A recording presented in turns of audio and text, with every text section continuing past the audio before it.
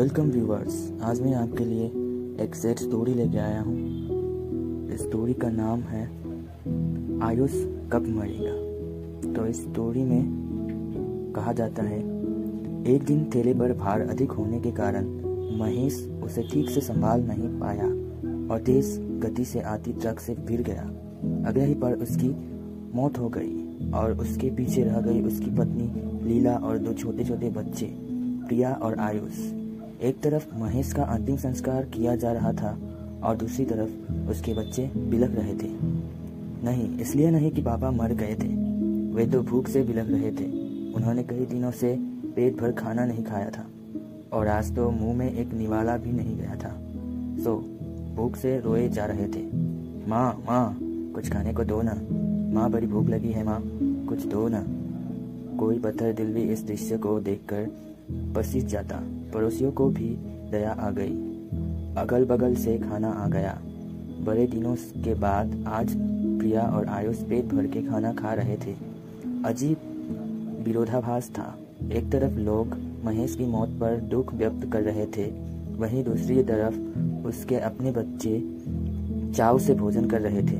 लीला ने अगले कुछ दिन इसी तरह से उधार लेकर और इधर उधर से मांग कर अपना और अपने बच्चों का पेट पाला, लेकिन ये कब तक चलता।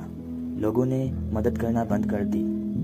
लीला पागलों की तरह काम खोजने लगी, लेकिन तमाम कोशिशों के बावजूद भी किसी ने उसे काम नहीं दिया। जब थक हार कर घर लौटी तो बच्चे उम्मीद से उनकी तरफ देखने लगे। प्रिया टुटलाती आवाज में बोली, क्या लाई हो माँ, जल्दी से खिला दो, बड़ी भूख लगी है। माँ रो पड़ी और बच्चे समझ गए कि माँ के पास कुछ भी नहीं है। एक पल के लिए अजीब सा सन्नाटा पसर गया। फिर प्रिया बोली, माँ, ये आयुष कब मरेगा? पागल हो गई हो, ऐसा क्यों बोल रही हो? माँ ने डांटते हुए बोला, माँ, जब पापा मरे थे तो उस दिन हम लोगों को पेट भर खाना मिला था। आयुष मरेगा तो फिर खाना आएगा ना। प्रिया की बातें सुनकर माँ की आंखें फटी की फटी रह गई। उसके पास प्रिया की बात का कोई जवाब ना था। दोस्तों, ये सिर्फ एक कहानी नहीं है, ये दुनिया के करोड़ों लोगों की हकीकत है। इस पर गौर करिए। जिस खाने को हम थाली में ऐसे ही छोड़ देते हैं, उसकी कीमत को समझिए। बचपन से हमें अन्न का आदर करना सिखाया जाता है, लेकिन क्योंकि हमने कभी असल भूख नहीं देखी होती, इसलिए हम उसका आदर करना नहीं सीखते। एक दिन, बस एक दिन भूखा रहकर देखिए और आप करोड़ों लोगों का दर्द समझ जाएंगे।